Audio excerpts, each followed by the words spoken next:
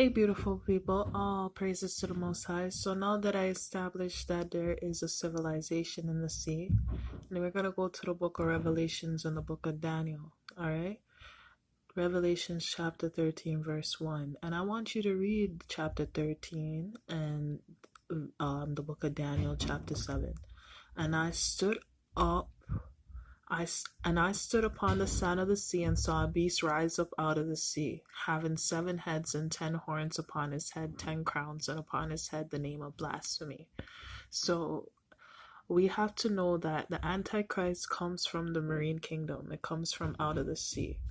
All right, now in Daniel chapter 1, verse 2, Daniel spoke and said, I saw in my vision by night, and behold, the 4 winds of heaven strove upon the great sea, and 4 beasts came up from the sea, diverse one from another.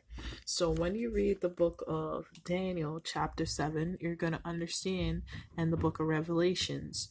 And now I'm just going to get into some prophecies and, Luke chapter 21:20. And when you shall see Jerusalem compassed with armies, then know that the desolation thereof is nigh. So as you see right now, a lot of things are taking place in the Middle East. And they use this prophecy as 70 AD, but this actually is talking about now. When you therefore shall see the abomination of desolation spoken of by Daniel the prophet stand in the holy place, whosoever reads, let him understand. Then let him which be in Judea flee into the mountains, because Jerusalem's going to be compassed with armies, right? The WW3. So that's why they have to flee to the mountains. Let him which is on the housetop not come down to take anything out of his house, neither let him which is in the field turn back to take his clothes. And woe unto them that are with child, and to them that give suck in those days. So people who are pregnant or have young babies, it's not going to be good for them. How are you going to get feeding? How are you going to get the necessities that your baby needs? But pray ye that your flight be not in the winter, because God's going to smite the winter house, right, and the summer house, neither on the Sabbath day.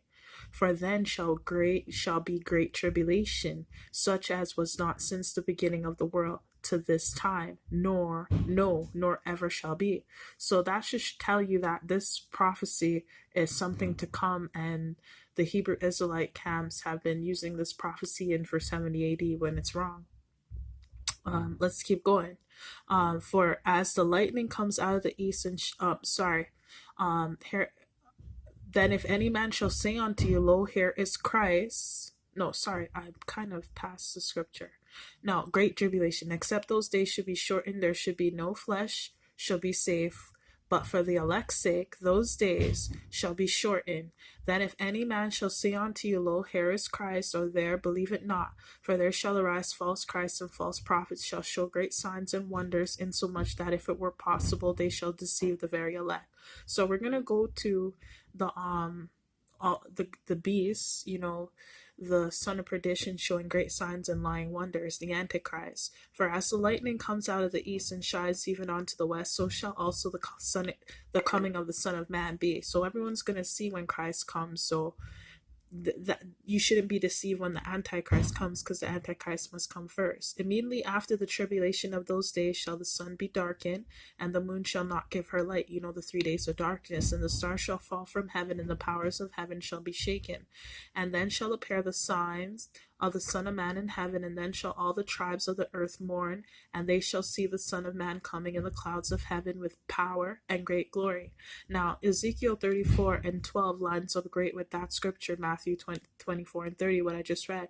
As a shepherd seeks out his flock in the day that is among his sheep that are scattered, so will I seek out my sheep, and will deliver them out of all the places where they have been scattered in the cloudy and dark day. And so in Matthew it says, and then shall appear the sign of the Son of Man in heaven, and then shall all the tribes of the earth mourn, and they shall see the Son of Man coming in the clouds of heaven with power and great glory. And he said he shall seek out his sheep and gather them out of all places on that cloudy and dark day.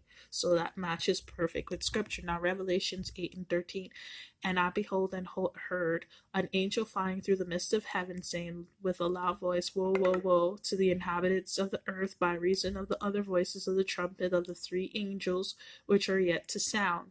Woe unto you that desire the day of the Lord. To what end is it for you? The day of the Lord is darkness and not light. So, as if a man did flee from a lion, and a bear met him, and or went into the house and leaned on his hand on the wall, and a serpent bit him. Now Ezekiel 30:3, for the day is near, even the day of the Lord is near, a cloudy day it shall be, the time of the heathen. Joel 2:10, the earth shall quake before them, the heavens shall tremble, the sun and the moon shall be dark, and the stars shall withdraw their shining. Now